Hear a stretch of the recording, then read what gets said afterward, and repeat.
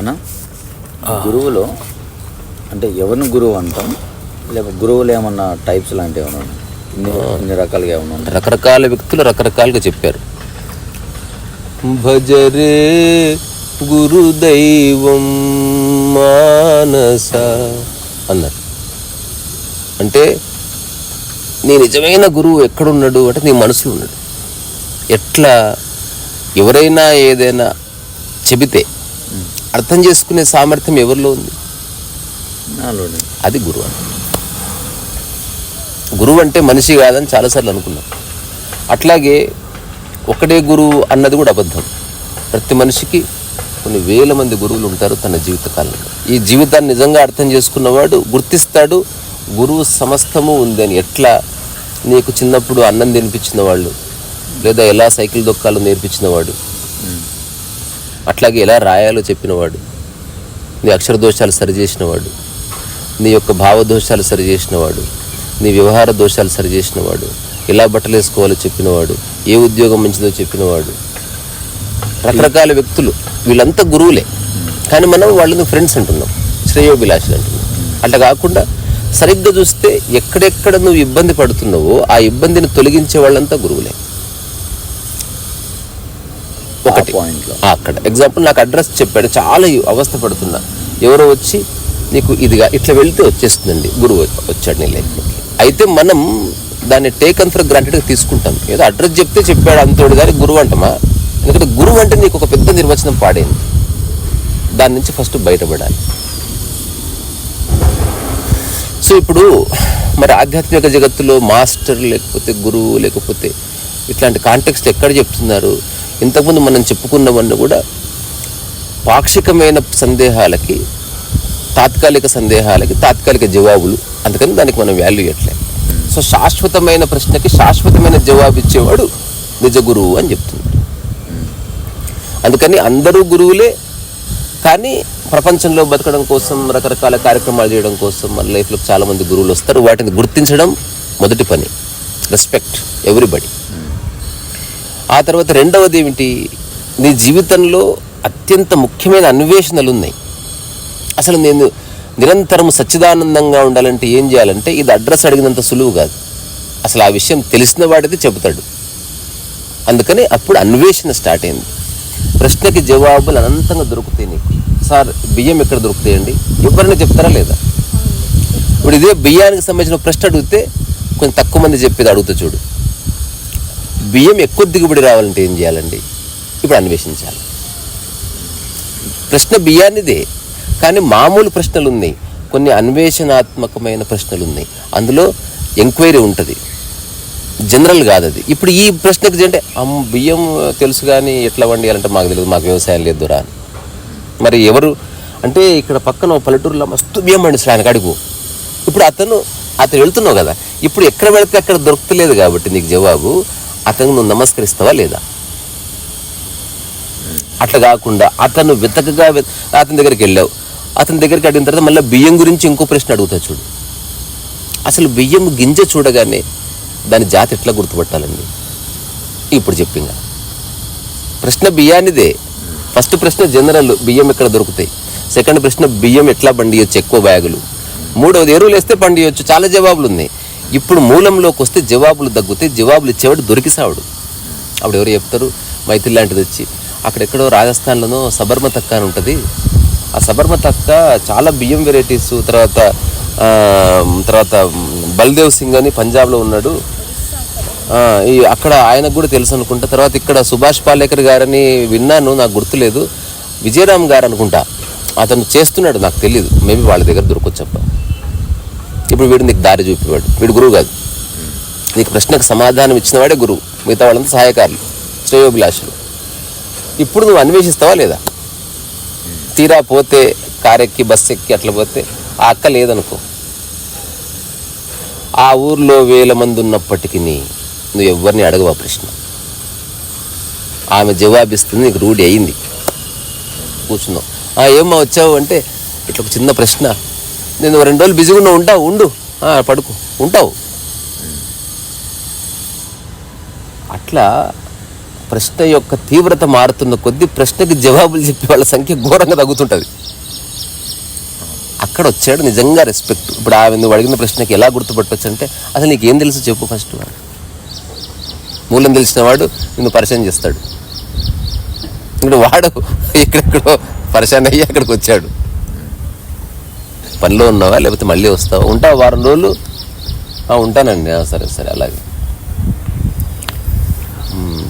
ఎందుకు ఇది తెలుసుకోవాలనుకుంటున్నావు? ఏమో సార్ నాకు చిన్నప్పటి నుంచి అట్లా ఆసక్తి. పోనీ చూడగానే దాని పేరు తెలిసింది, అయితే ఏమిటట ఆలోచించు. అది ఎందుకు తెలుసుకోవాలనుకుంటున్నావు? ఆల్రెడీ కొన్ని డబ్బాల్లో కొన్ని బియ్యం గింజల ఫోటోలు తీసుకో, వాటి ఫోటో తీసుకో, పక్కన పేరు రాసుకుని చూడగానే గుర్తుపట్టడం ఏంటి? ఎందుకు అదంతా? ఇప్పుడు నువ్వు చెప్పే ప్రశ్నలు జవాబులు, నీ జవాబులు ప్రశ్నలు, వాటి మీద he may take a decision. నీకు అక్కర్లేదులేమ్మా, నువ్వు వెళ్ళని కూడా అనొచ్చు. నిజంగా ఆన్సర్ తెలిసిన వాడు చెప్పడు. ఎందుకు చెప్పడు? ఎట్లయితే ఆన్సర్ ఎవరిలో పెడితే కొన్ని 10 కాలాల పాటు సజీవంగా ఉంటుందో. ఎగ్జాంపుల్ ఇది ఎటువంటిది చెప్పనా బెట, ఇది చాలా ఇంపార్టెంట్ కాంటెక్స్ట్, ఊరికే వినండి. ఇప్పుడు నీ దగ్గర ఒక మంట ఉంది, అందరి దగ్గర ఒత్తులు ఉన్నాయి. నువ్వు అందరి దగ్గరికి వెళ్ళి వెలిగించవు దాన్ని. ఎవడి ఒత్తి నూనెలో ఉంటుందో వాడికి వెలిగియాలి, అప్పుడు నిలబడుతుంది. అట్లా నువ్వు మరణించినా నీవు కనుక్కున్న అన్వేషణ యొక్క సారాంశం మరొక వ్యక్తిలో జీవించాలని నువ్వు కోరుకుంటున్నావు. అది కోరిక కాదు. కోరిక భాషపరంగా అంటే సంథింగ్ షుడ్ కంటిన్యూ. ఇప్పుడు నేను లేకపోయినా నువ్వు నీళ్లు పోసావు, అది కోరిక కాదు. నీళ్లు పోసే కార్యక్రమం కొనసాగాలి అక్కడ వరకు. ఇప్పుడు ఈ కాంటెక్స్ట్లో ఆధ్యాత్మికత ఇదే బియ్యం గింజ కాబట్టి వస్తువు కనిపిస్తున్నది, నువ్వు చూడొచ్చు. మరి కనపడని విషయాలు వెతికేవాడికి దానికి జవాబు చెప్పేవాడు కొంచెం కష్టం. వాడు చెప్పకపోవచ్చు, నువ్వు బలవంతం చేయనీకి లేదు. గల్లా పట్టుకొని నేను వచ్చాను చెప్పవేంది అన్నికి లేనే లేదు అసలు. సరే బియ్యం దగ్గరకు వచ్చి ముగిద్దాం అంటే ఆ కాంటెక్స్ట్, తర్వాత కొన్ని విషయాలు చెప్పుకుంటే కంప్లీట్ అయిపోతుంది. ఇప్పుడు ఆమె నువ్వు ఇచ్చిన జవాబులకి కంప్లీట్గా సంతృప్తి చెంది ఏముందయ్యా, ఒకటి దాని యొక్క ఆకారం. ఈ దాదాపు కొన్ని రకాల బియ్యాలను ఒక ఆకారంలో ఉంటాయి. ఆకారం సమానంగా ఉన్నప్పటికీ రంగులు కాస్త మారుతాయి. నువ్వు రంగుల పట్ల కొంచెం అవగాహనతో సరిపోతుంది. తర్వాత కొరికి చూస్తే కొన్ని ఎగ్జాక్ట్లీ సగంలో చీలుతాయి, కొన్ని పిండి పిండి అవుతాయి. ఇట్లా ఏవో చెప్పింది నీకు. ఇదే నువ్వు ఏదైతే అన్వేషిస్తున్నావో దానికి సంబంధించిన జ్ఞానం అంతా వస్తుంది. నువ్వు అక్కడే పడుండి కొన్నేళ్ల తర్వాత ఇప్పుడు ఆమె వెళ్ళిపోయింది, నువ్వు బయలుదేరావు. ఇప్పుడు నువ్వు ఎక్కడికి పోవు, మళ్ళీ ఎవడో వస్తాడు వెతికి వెతికి. వాడికి తెలుసు నా దగ్గరికి ఈ విషయం తెలుసుకునే వాళ్ళు కుప్పలు కుప్పలుగా రారు, ఇది అందరికి ఉపయోగపడే అంశం కాదు, వెరీ ఎక్స్క్లూజివ్ అది సబ్జెక్ట్. అది ఇది కంటికి కనబడేది కనుక. కంటికి కనబడనిది అసలు ఆనందం అంటే ఏంది, సచ్చిదానందం అంటే ఏంది, అహం బ్రహ్మాస్మి అన్నారు. ఆ బ్రహ్మను ఎట్లా గుర్తించాలి? ఎవరో లాహిరి మహాశయులు చెప్పారు, నిరంతరం చిద్విలాసంలో ఉంటాడంట, కానీ కట్టుకోవడానికి బట్ట కూడా లేదు, రూపాయి లేదు. ఎట్లా ఉంటారండి? ఏం తెలుసుకుంటే నేను ఆనందంగా ఉంటాను? అలాంటివి తెలుసుకోవచ్చు, కానీ వెయిట్ చేయండి, వెయిట్ చేస్తాం. ఇట్లా నీ మూల అన్వేషణకి, నీ మూల సందేహానికి ఎవడైతే సమాధానం ఇస్తాడో తద్వారా నీ మనసు సెటిల్ అయిపోయింది. ఇప్పుడు విభజన వచ్చింది. ఎవరైతే నీ మనసుని సెటిల్ చేస్తారో శాశ్వతంగా వాడు నిజ గురువు. ఎవడైతే నీ వ్యవహారాన్ని సెటిల్ చేస్తాడో వాడు తాత్కాలిక గురువు. నీ బస్సు ఎక్కడ అవుతుందో చెప్పినవాడు, నీ బట్టలు ఎక్కడ గుట్టించుకుంటే తక్కువ ధర అవుతుందో చెప్పినవాడు, బియ్యం ఎక్కడ తక్కువ దొరుకుతుందో చెప్పినవాడు, నీళ్ళు ఎట్లా పోస్తే నీకు ఎట్లా సరిపోతే చెప్పినవాడు, బియ్యం ఎట్లా వస్తే అన్నం పలుకు పలుకైతే చెప్పినవాడు. వీళ్ళందరూ గురువులే. అందరూ నీకేదో చెప్పడానికే వచ్చారు. Respect everybody. ఎవరిని తక్కువ ఎక్కువ చేయనవసరం లేదు. అయినప్పటికీ నీ యొక్క మనస్సు, నీ ఎగ్జిస్టెన్స్ పట్ల నీకున్న ఒక సందేహం ఉంటుంది కదా, దాన్ని క్లియర్ చేసేవాడిని గురువు. అట్లాంటి వాళ్ళు అరుదు. నిన్న సదానందగిరి మహారాజ్ చెప్పినట్టు అందరు గురువులు అందరికి పనికిరారు. వివేకానందకు పరమహంస పనికొచ్చాడు, ఎందుకంటే ఇద్దరు బ్లూటూత్ కనెక్షన్ లాగా అయ్యింది. ఇంకొక వ్యక్తి వచ్చాడు అనుకో, ఆయనకు రామకృష్ణ పరమకు ఉపయోగపడకపోవచ్చు, అదే ఊర్లోనో లేకపోతే పక్క ఊర్లోనో ఇంకెవరో గురువు సూట్ అవ్వచ్చు. అంటే నీ స్వభావానికి దగ్గరగా నీకు నచ్చే విధంగా చెప్పేవాడి కోసం అన్వేషించడం ఉంది. అట్లాగే ఎవ్వరూ లేరని తెలిసినప్పుడు వెయిట్ చేయడం ఉంది. ఏదేమైనా ఇది తెలుసుకుంటే తప్ప నా జన్మకు నిష్కృతి లేదు అని గుర్తించినప్పుడు ఒక చిన్న జెన్ స్టోరీ విన్నా. జీవితం అంటే ఏంది నేను తెలుసుకోవాలనుకుంటున్నా. దా కూర్చో కూర్చో కూర్చో, ఎందుకంటే వేస్తా, కూర్చో కూర్చో. అది ఎంత అంగీకారం లేకపోతే ఏమంటలేదు, అయితే మెడ కొరికి పారిపోతుంది.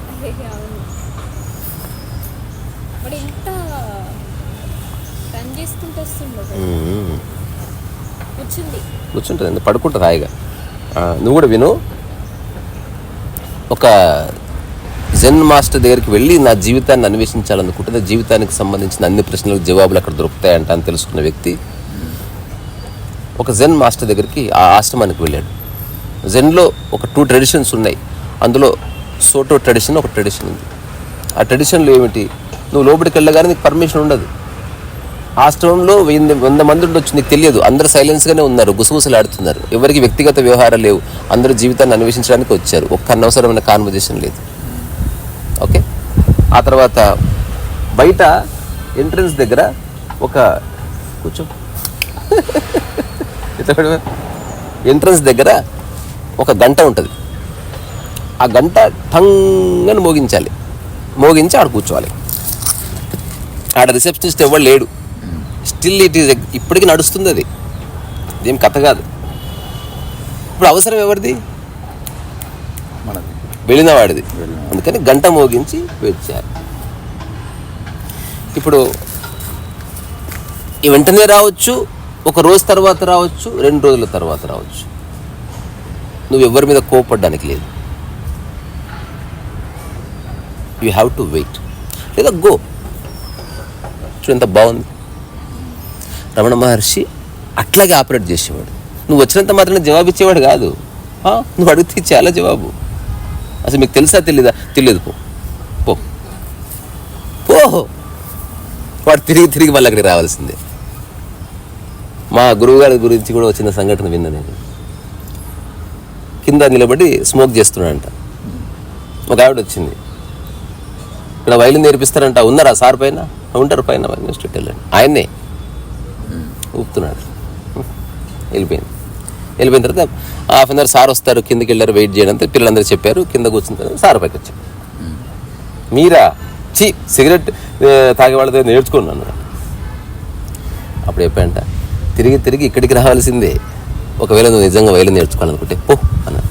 ఏమనలే. సంవత్సరం తర్వాత తిరిగితే ఎక్కడికి వెళ్ళినా మీ పేరే చెప్తున్నారు సార్. కూర్చో. ఇక్కడికి ఎందుకు వచ్చావు నువ్వు అంటే, మీ దగ్గర వైలిన్ నేర్చుకోవడానికి. నా అలవాటు నేర్చుకోవడానికి కాదుగా. ఏది కావాలో అది తీసుకొని పో, మిగతా దాంతో నీకు సంబంధం లేదు.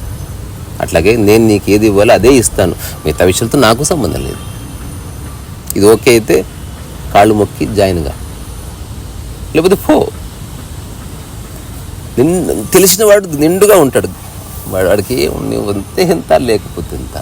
Is not depend upon you. అట్లా జెన్ మోనాస్ట్రీస్లో కూర్చున్న తర్వాత ఆ శిష్యుడు కూర్చున్నాడు. అక్కడే పడుకున్నాడు. అక్కడే వాటర్ పండో గిండో ఉంటుంది. నువ్వేమి నిరాహార దీక్ష చేయక్కర్లే. కానీ ఎవ్వరూ మాట్లాడరు. గురువు దర్శనం తర్వాతనే మిగతా చర్చ. ఆ తర్వాత ఒక 15 డేస్కో 20 డేస్కో పడుకున్నప్పుడు ఎవరు వచ్చి లేపారు. ఇట్లా లోపలికి వెళ్ళిన తర్వాత గురువుగారు లోపల ఉన్నారు. ఆయన దగ్గరికి వెళ్ళి ఏమిటి అని చెప్పాడు. ఈ జెన్ మాస్టర్స్ జీవితానికి సంబంధించిన అన్ని ప్రశ్నలకు జవాబులు ఇస్తారని నేను విన్నాను. నాకు ఎన్నో ప్రశ్నలు ఉన్నాయి, వాడికి జవాబులు కావాలి అన్నాడు. రాసుకుంటా, రేపు కలుసుకుంటా. రాసుకొచ్చాడు. ఒక 7-8 సచ్చిదానందం అంటే ఏంది, నిజ ఆనందం అంటే ఏంది, అసలు కర్మ అంటే ఏంది, ధర్మం అంటే ఏంది, ఇవే కదా ప్రశ్నలు. అసలు కోరికను ఎట్లా జయించాలి, అసలు ఏ ఉన్నా లేకున్నా ప్రశాంతంగా ఎట్లుండాలి. గురువుగారు చూసిన తర్వాత వీటన్నిటిలో అత్యంత ముఖ్యమైన ప్రశ్న ఏదో రాసుకుంటా, ఆలోచించు. ఏది ఉన్నా లేకున్నా ప్రశాంతంగా ఎట్లుండాలి. ఇది ఒక వారం తర్వాత ఇస్తే గురువు చెప్పాడంట, ఇస్తాం జవాబు, వెళ్ళండి అన్న. వీడు ఇనిషియల్ డేస్లో ఘోరంగా వెయిట్ చేస్తున్నాడు. గురువుగారు పోతే అంటారు కదా సార్. నేను నిన్న ఎవరో చెప్పారు, ఇచ్చావు కదా ఆయనకైనా మెమరీ లాస్ ఉంది అనుకున్నావా? వస్తారు చెప్తారు, ఎప్పుడు అంటే నీకు పని ఉంటే వెళ్ళిపో, లేదు లేదు ఇక్కడే ఉంటా, నాకు అది కావాలి అని చెప్తారు. ఒకసారి చిరాకు దొబ్బి గురువు కూడా అడుగుతాడు కదా ఆబ్వియస్గా. 1 నెల తర్వాత ఏంది సార్, ఆబ్వియస్గా కోపం వస్తుంది మనుషులకి. అప్పుడు ఆయన అన్నమాట, తెలుసుకోవాలనుకుంటే ఉండు, లేకపోతే పో. అనంతమైన సమయంలో 1 నెల రోజులు నీ జీవితానికి అత్యంత ముఖ్యమైన దానికోసం ఇంత ఆరాట పడుతున్నావు ఏందయ్యా? వెయిట్ చెయ్యి. ఒక 5 ఏళ్ళు గడిచింది. ఒకరోజు చెట్టు కింద పడుకొని మనోడు ఆది నారా అనేదో పాడుకుంటున్నాడు. అప్పుడు ఒకడు వచ్చి కూర్చొని చూస్తే గురు సార్ చెప్పండి. అప్పుడు ఏదో అడిగావు కదా. అక్కడ అట్లనే ఉంటున్నా నేను, నీ జవాబు అక్కర్లేదు. నాకు అర్థమైంది.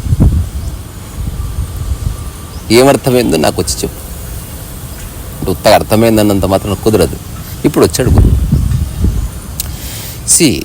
నీకు విషయాన్ని చెప్తాడు.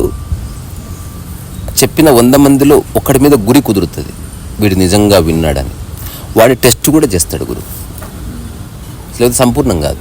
ఇప్పుడు చాలామంది ప్రవచనాలు వింటున్నారు, వెళ్ళిపోతున్నారు. చాగంటి గారు ఎప్పుడు టెస్ట్ చేయట్లేదు. ఏమమ్మా నేను చెప్పింది ఎంతవరకు అర్థమైందని? తప్పది. అందుకని అంతమందిని టెస్ట్ కూడా చేయడం కుదరదు. అందుకే గురు శిష్య సంబంధం చాలా క్రిటికల్, వెరీ డేంజరస్. అది కొట్టొచ్చు, తిట్టొచ్చు, మూతి వలగొట్టొచ్చు. అక్కడ ఈ తొక్కలో ఎమోషన్స్, ఈ అహంకారాలు ఏమి ఉండవు. విషయము తప్ప, ఆ విషయానికి సంబంధించిన అన్వేషణ తప్ప వేరే ఏది ముఖ్యము కాదు.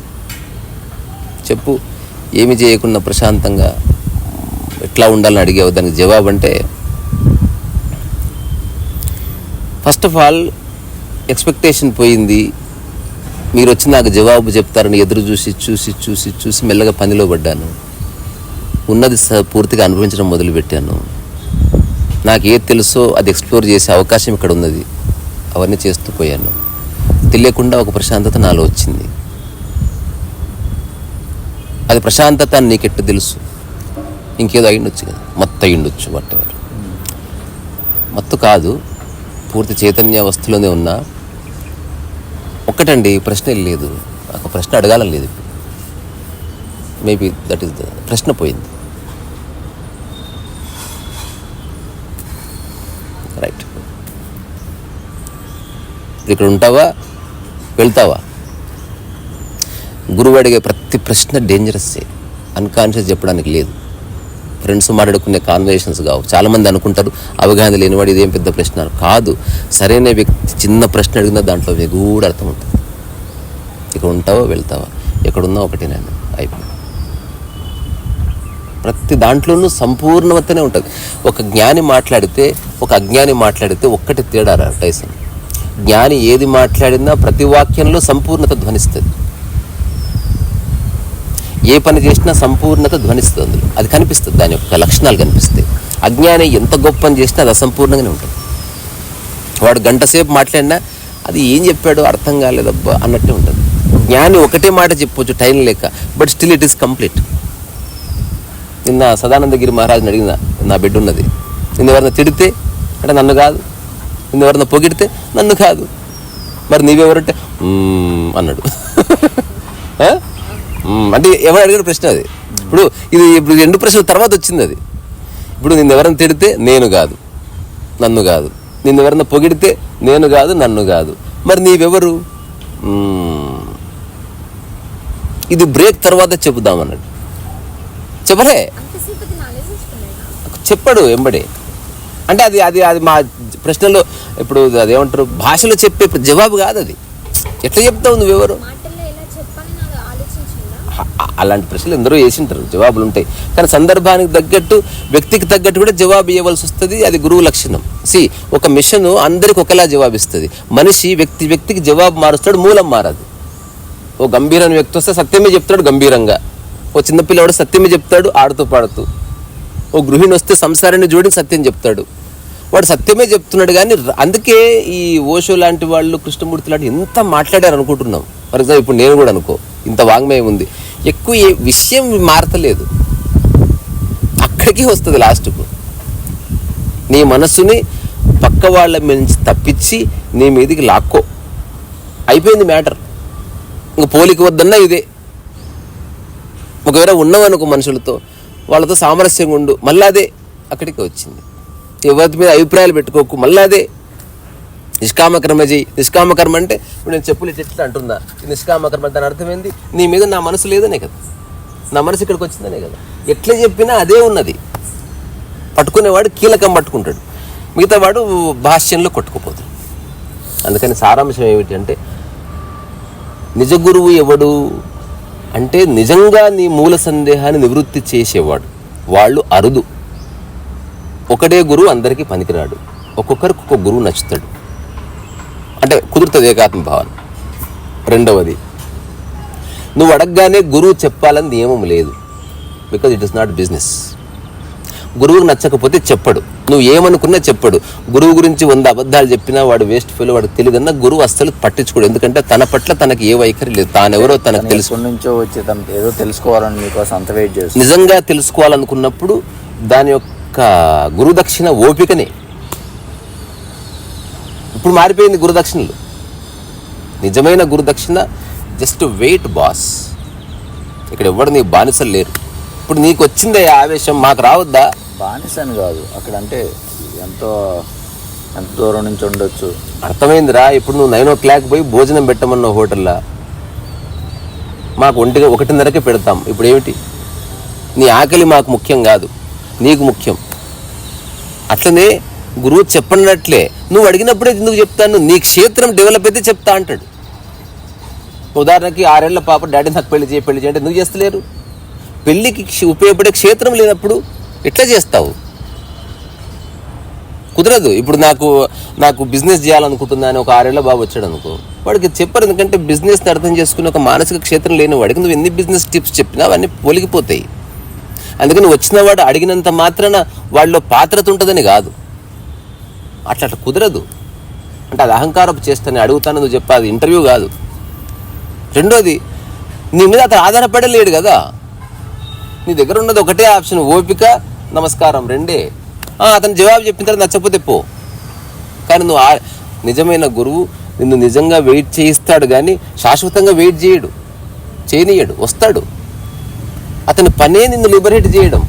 కానీ ఆ సమయం ఎప్పుడు కొన్నిసార్లు నీకు తెలుసో తెలీదో, మీకు తెలుసో తెలీదో, ఒక పర్టికులర్ టైంలో ఏదైనా చెప్తే అర్థమవుతుంది.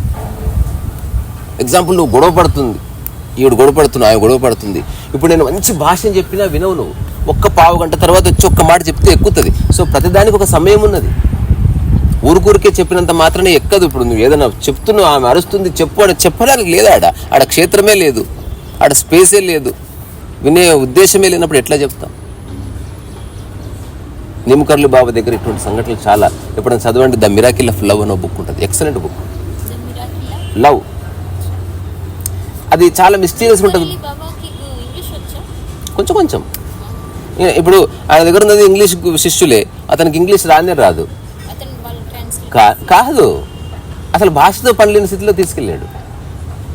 ఇప్పుడు ప్రేమకి భాష ఎందుకు, భజనకి భాష ఎందుకు, భక్తికి భాష ఎందుకు, నిష్కామ కర్మకి భాష ఎందుకు, ఆకలికి భాష ఎందుకు, నీ యొక్క బాధను అర్థం చేసుకోవడానికి భాష ఎందుకు?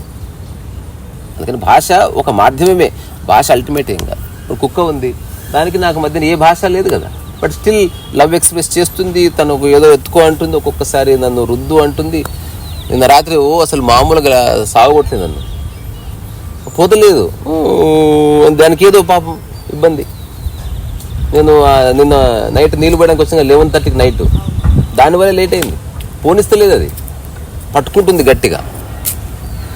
నేను బాలుతో చెప్పాను, ఒక 5 నిమిషాలు ఉందాంరా అని. అక్కడే కూర్చొని అప్పుడు ఒక 5 నిమిషాల తర్వాత నిశ్శబ్దంగా వెళ్ళిపోయాను. ఏమో నాకేం అర్థం కాలేదు, మేబీ నీడ్ సమ్ టైం అట్లా.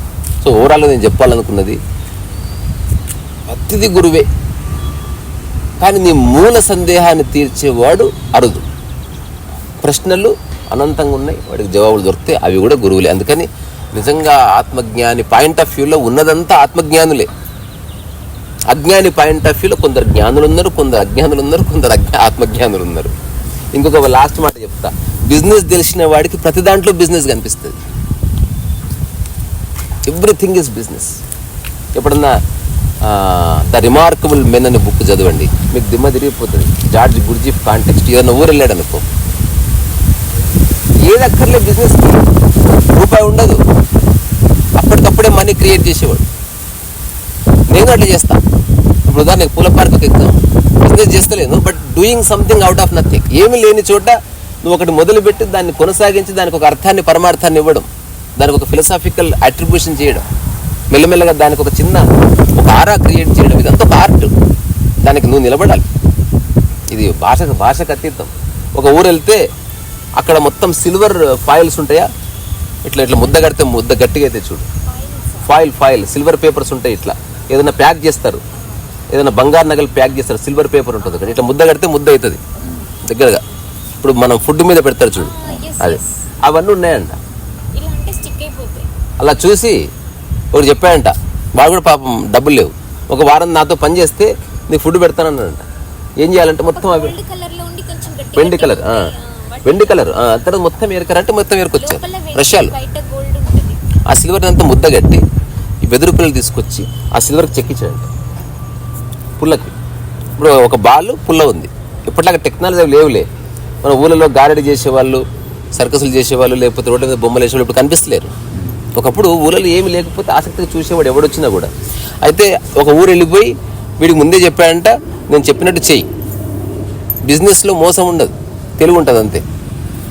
ఇప్పుడు అమితాబ్ బచ్చన్ వచ్చి నేను ఇది వాడితే నాకు ఇది తగ్గిందని చెప్పడం కూడా మోసమే. ఎందుకు అమితాబ్ బచ్చన్ నువ్వు టెస్ట్ చేస్తలేవుగా.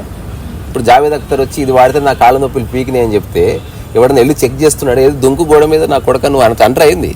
మనం నమ్ముతున్నాం, అది కూడా మోసమే. బిజినెస్లో మోసం కాదు, దాన్ని టాక్టిక్ అన్నారు, బిజినెస్ టాక్టిక్. నేను నమ్మించడం ఎట్లో అట్లా. అట్లా గుర్జీఫ్ ఏం చేశాడు, డబ్బు కోసం మోసం చేయలే, నమ్మించే ప్రయత్నం చేశాడు తాత్కాలికంగా. ఇలాంటి వాళ్ళకి ఎలాంటి మైగ్రేన్ ఉన్నా, తలనొప్పి ఉన్నా, ఇది ఇట్లా ఇట్లా కొట్టుకుంటే పోతుంది, ఇది పవర్ఫుల్ మెడిటేటివ్ టూల్ అని ఏదో చెప్పాడు. దాన్ని జనాలు కుప్పలు వచ్చారు. ఎవడు నమ్ముతాడండి అన్నారు. ఇక్కడ ఎవరికైనా మైగ్రేన్ ఉందా, ఇగో వీడు వచ్చాడు వాళ్ళ అసిస్టెంటే, ఇగో ఇది స్లిప్ చూడు డాక్టర్ రాసిచ్చాడు, ఎప్పటికి తగ్గదన్నాడు, పడుకో టక్ టక్ టక్ టక్ టక్ టక్ టక్ టక్ అని కొట్టాడంట. సార్ మైగ్రేన్ పోయింది, ఇప్పటికైతే పోయింది. మరి పోతుంది, దాని పవర్ వారం రోజులే ఉంటుంది. 4 కొనుక్కో, నెలలో సరిపోతానంట. 4 ఎంత అంటే రూపాయి 4 రూపాయలు అయిపోయినాయి. 5 నిమిషాలు మొత్తం సేల్ అయిపోయినాయి. అది తయారు చేసి ఫ్యాక్టరీ పెట్టాడంట, రకరకాల వస్తువులు పెట్టి. ఎవడైతే ఫస్ట్ హెల్ప్ చేశాడో గుర్జీఫ్ కొంత మనీ వచ్చి ప్రయాణం చేయాలి, తన పని అది కాదు. వాడికి అప్పగిచ్చేసి ఇది ఎక్కువ కాలం నడవదు, దీంతో వేరే ఏదైనా వ్యాపారం పెట్టుకో, ఇది నడవదు ఎక్కువ కాలం అని చెప్పిపోయాడు. దీని మీద ఆధారపడకు, సంకనాకపోతావు, ఓ కిరాణా దుకాణం పెట్టుకో డబ్బులతో. నెక్స్ట్ మెల్లగా వెళ్ళిపోయాడు. ఒక ఊరు వెళ్ళిపోయి గుర్జీఫ్ ఏం చేశాడంట, డబ్బు సృష్టించడం. ఒక చిన్న పేపర్లో యాడ్ ఇచ్చాడంట.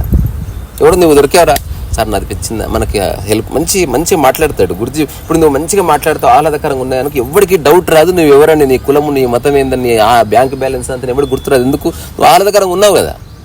నువ్వు ఏడుస్తుంటేనే ఇవన్నీ అంటారు, ఏ ఊరు బాగుపోయేది ఇట్లాంటివన్నీ. ఇప్పుడు అన్న ఉన్నారు, ఇన్ని 2009 నుంచి ఈనాటి వరకు ఎవరు నా ఆస్తి అడగలే, నా కులం అడగలే, నా మతం అడగలే, నా పేరు అడగలే. బికాజ్ నన్ను చూడగానే అందరికీ ఏమీ గుర్తురావు. నేను చాలా చీర్ఫుల్గా ఉంటా, అంటే వాడికి ప్రశ్నలకు జవాబుల మీద నాకు ఆసక్తి ఉండదు. ఇది ఎవరి అనుభవం వాళ్ళది అనుకుందాం. ఒక ఊరు వెళ్ళి అది పెట్టాడంట పేపర్లో యాడ్ చిన్నది, మీ ఇంట్లో ఉన్న పాత యాంటిక్ పీసెస్, అంటే పాత రేడియోలు, పాతవి ఏమన్నా అందమైన గృహోపకరణాలు, పనికిరాని గోడౌన్లు వేసి ఉంటారు కదా, అవి మాకు ఇస్తే మేము జస్ట్ 1 రూపీ తీసుకొని రిపేర్ చేయిస్తాం. కుప్పలు వచ్చినాయంట. ఒక 2 గోడౌన్లు అద్దెకు తీసుకున్నట్టు, ఇప్పుడు మన శివ వాళ్ళ గోడౌన్ ఉంటుంది చూడు, అట్లా తీసుకుని అందులో వాచులు, తర్వాత మంచి పింగాణి పాత్రలు, ఇవి అవి పాత గోడ గడియారాలు, చెప్పులు, ఆ తర్వాత ఏమో అవన్నీ జాట్ డౌన్ చేసిన తర్వాత ఒక డేట్ పెట్టాడు. ఆ డేట్ తర్వాత అందరు రూపాయినే కదా, ఇంకా రూపాయి తీసుకోలే, ఓన్లీ తీసుకున్నాడు. అప్పుడు ఇంకొక యాడ్ ఇచ్చాడంట, కొన్ని కారణాల వల్ల చేయలేకపోతున్నాం, తీసుకుని వెళ్ళిపోండి అన్నాడు. ఇప్పుడు ఎవరు తీసుకొని పోతాడు? అందులో ఇచ్చాడు, ఈ 3 రోజుల్లో కనుక తీసుకోకపోతే ఆ వస్తువు ఇక మీది కాదు, మాదే అన్నాడు. ఒక 10% మంది వచ్చి తీసుకుపోయారు, మిగతా 90% మంది రాలేదు. దాంతో పేపర్లో యాడ్ వేసాడు, మర్చిపోయింది కదా దాని గురించి. ఇప్పుడు వాటిని నగిషి చేసి అందంగా తయారు చేసి ఆ ఊరి నుంచి ట్రాన్స్ఫర్ చేసి వేరే ఊర్లో ఒక అద్భుతమైన యాంటిక్ నగల వస్తువుల షాప్ పెట్టాడు. దానికి ఎవరైతే గోడౌన్ ఇచ్చాడో 1 సంవత్సరం నడుపుకొని వాడు గోడౌన్ అప్పగించి వెళ్ళిపోయినాడు. ఇది ఎక్కువ కాలం నడవదు, కొంతకాలమే, నేను కొంత డబ్బు కావాలి చేశాను, నాకే భయం లేదు, అందుకని నువ్వు తీసేసుకొని వెళ్ళిపోయాడు. సో ప్రతి దాంట్లోనూ నువ్వు ఆలోచిస్తే మార్గం కనిపిస్తుంది, నువ్వు భయపడితే మార్గం మూసుకుంటుంది. సో నీలో ఉన్న సంశయాల్ని మొత్తం ఏమంటారు, అజ్ఞాన తిమిరాంధస్య జ్ఞానాంజన శలాకాయ అని భగవద్గీతలో ఒక చిన్న శ్లోకం ఉంటుంది. అంటే నీలో ఈ అజ్ఞానం అనే అంధకారం పోయే వరకు నువ్వు ఏది చూడలేవు.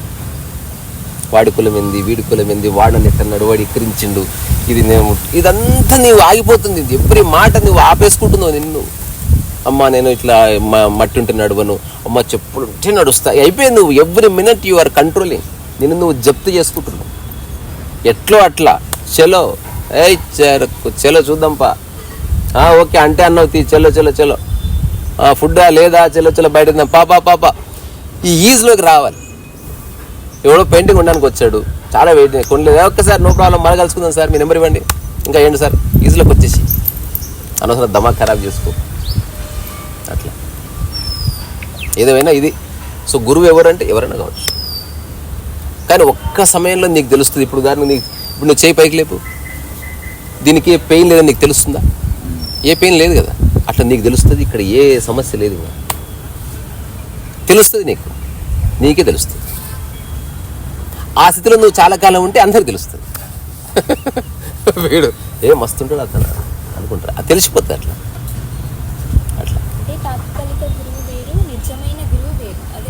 అవును, నిజమైన గురువు దొరకడు, దొరికినా నువ్వు అనుకున్నది చెప్పడు.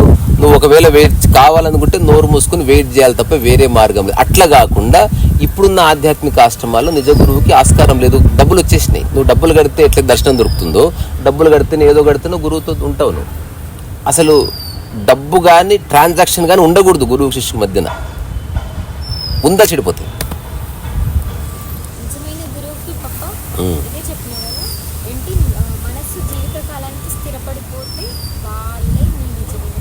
గురువు వచ్చిన వాళ్ళని వాళ్ళ దగ్గర ఎక్కువసేపు ఉంచుకో. నిజమైన గురువు అయితే ఉంచుకోడు. నిజమైన గురువు ఏది ఉంచుకోడు, వ్యక్తినేంది. ఒకవేళ ఉన్నావే అనుకో, నీకు ఏదో పని ఉండే ఉంటుంది. ఇంకా ఇప్పుడు కొందరు ఉన్నారు జీవితాలు ఇస్తారు, మన పాయింట్ ఆఫ్ వ్యూలో వీడి పాపం గురువు దగ్గర ఉండి లైఫ్ వేస్ట్ చేసుకున్నాడు, వాడిని అడుగుపో. నేను మరిచిపోయిన భయ్యా, ఇవన్నీ మాకు తెలియదు, నువ్వు మాతో ఉంటే తెలుస్తుంది. అసలు ఇంత ఆలోచన సమయం లేదు మాకు.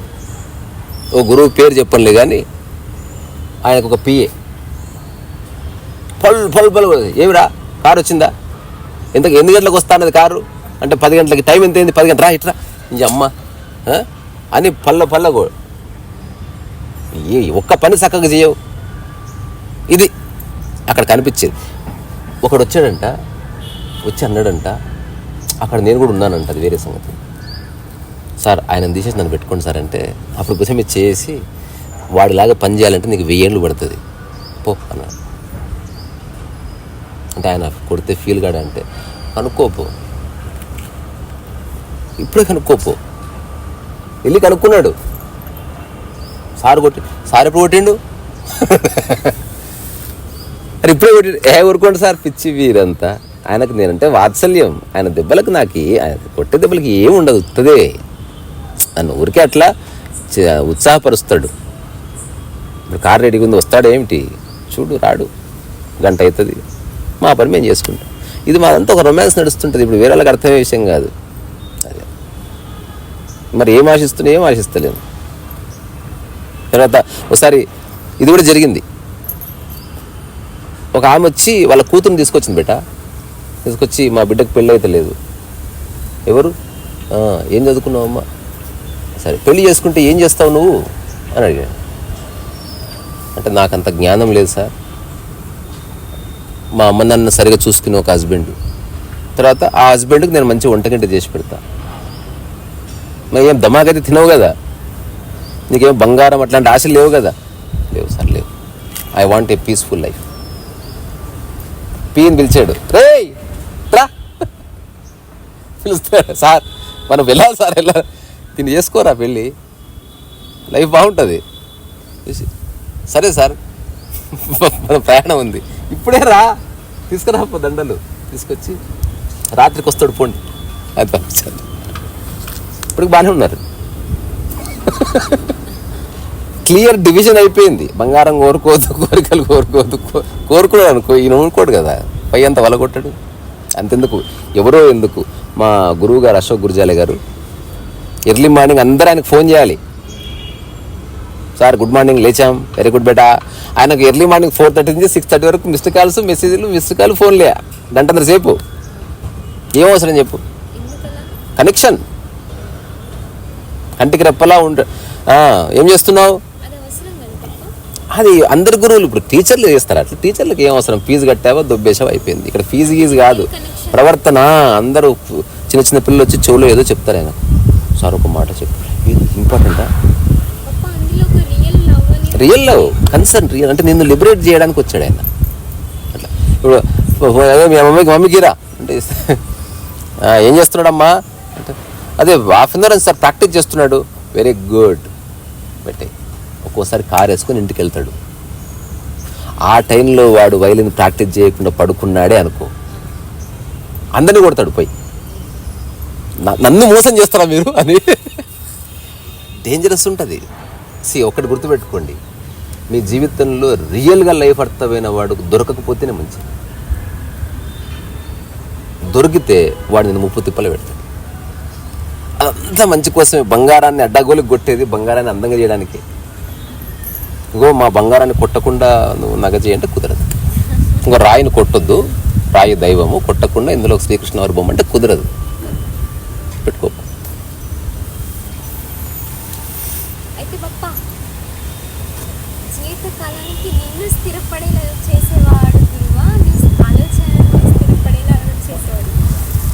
తర్వాత చెప్తుంది.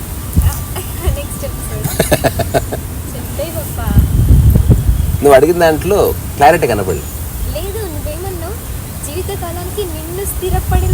ఆలోచన నీవంటే నీ ఆలోచన. అదే ప్రశ్నలకు జవాబులు వేరు, అన్వేషణలకు జవాబులు వేరు అని గుర్తిస్తే సరిపోతుంది. అన్వేషణకు జవాబులు